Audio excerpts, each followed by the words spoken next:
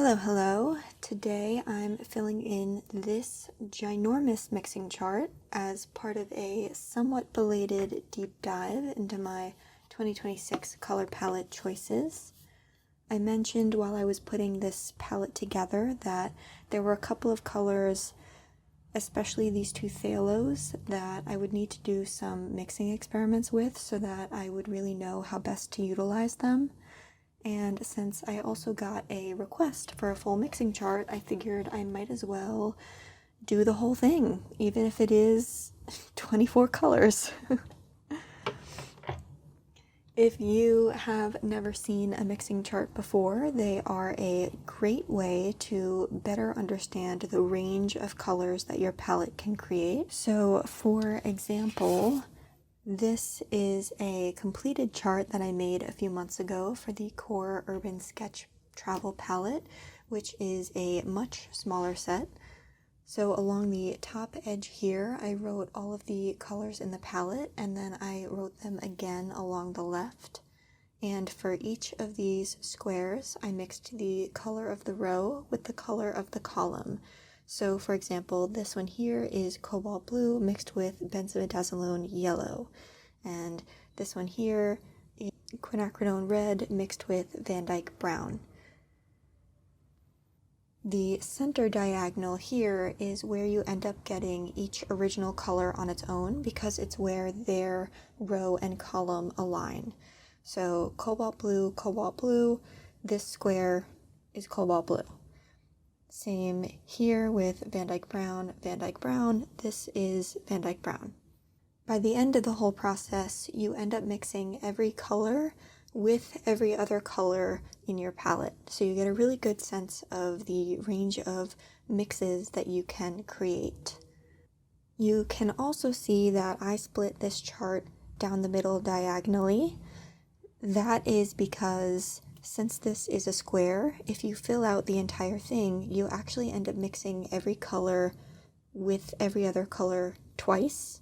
So here, benzimidazolone yellow and cobalt blue is here, but it's also here, benzimidazolone yellow and cobalt blue.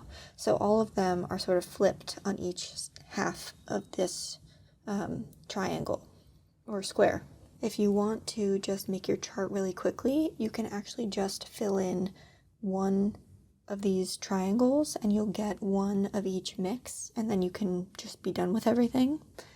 What I did for this chart is the bottom triangle here is each mix at its full value, and then the top triangle is that mix at 50%.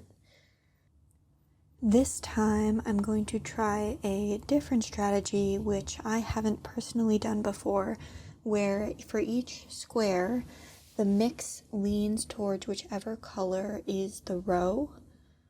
So, for example, this square here is buff titanium and quinacridone gold, but this mix is going to more strongly lean towards quinacridone gold. And its opposite here on the other side of the square, buff titanium and quinacridone gold, is going to lean more towards buff titanium. That way I'll get an even better sense of the range that my paints have. And it's a little bit more complicated to make, but I think that it will be worth it as long as I don't mess up, which I probably will, because this is a lot of squares and you can't really fix a mistake.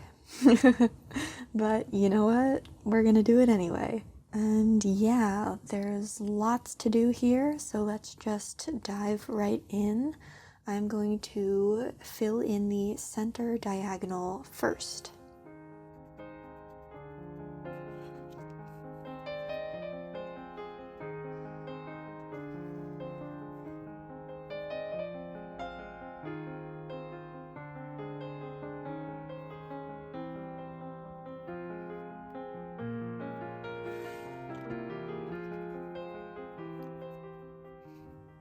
While I'm filling this out, I'm filling in every other square just so that I don't have to worry about accidentally having one swatch bleed into the next one and ruining it. This chart took forever to set up, and I know myself well enough to know that if I messed up super noticeably, I would have to start over.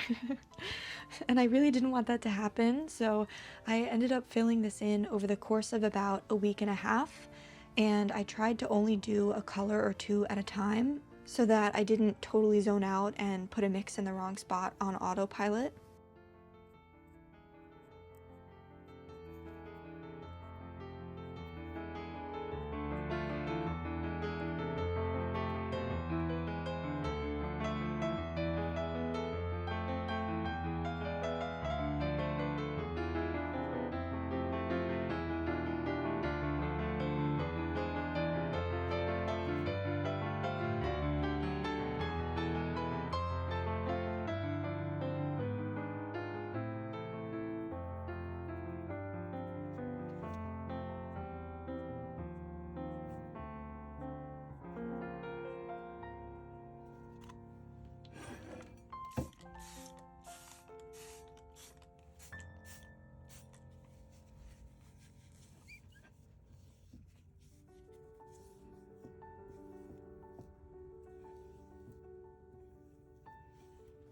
In the example chart I showed earlier, I used thin painter's tape to separate the squares instead of Sharpie. I definitely prefer to do that since it's much easier to set up, it's harder to ruin, and also more satisfying to be able to peel off the tape at the end. And I would have done that for this chart too, but it was already so big that it would have been kind of ridiculous to use that tape for this, especially since the squares themselves are only half an inch wide. But the Sharpie does fine, I just do have to be a little bit more careful when filling them in.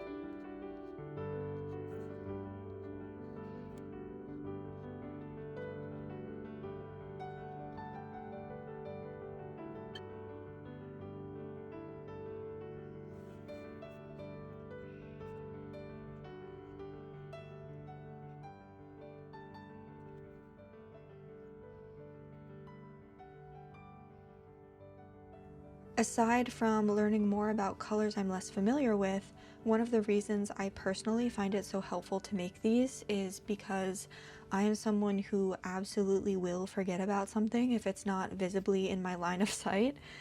You know, like visual organizers versus hidden organizers, I'm definitely a visual organizer. So I have my go-to mixes that I love and reach for all the time, like burnt umber and ultramarine, but it's a habit to reach for those, and there are plenty of mixes that I totally forget about because I am not in the habit of reaching for them, and they aren't right in front of my face reminding me that they exist.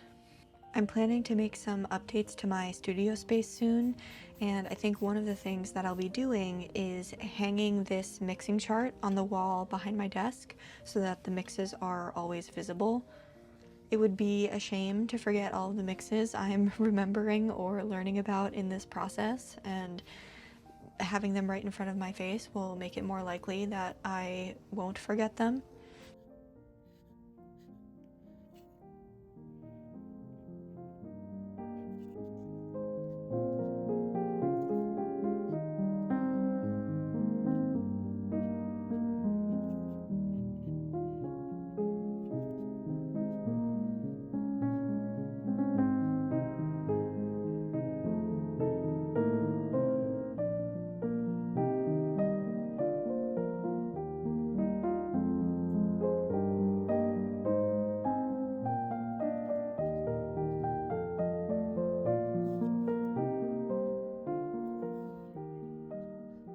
One thing I'm definitely learning in this process is that I have a lot of ways to make green.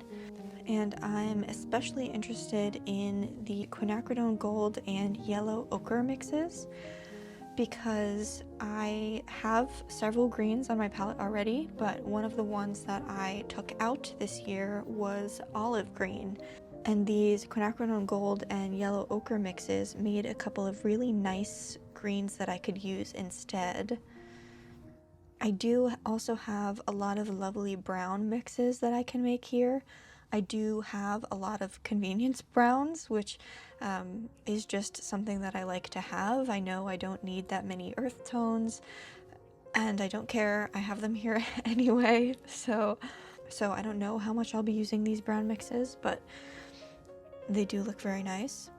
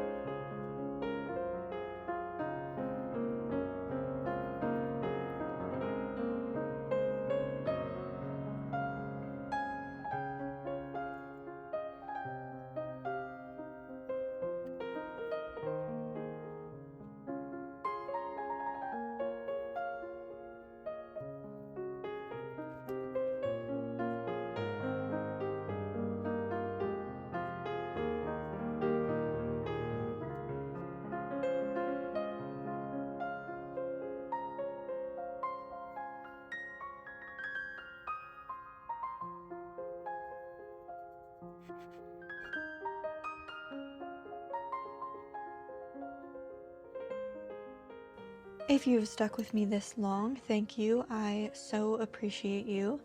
If you also like to make mixing charts for your palettes and have any tips or strategies to really get the most out of them, please let me know in the comments. I'd love to hear them.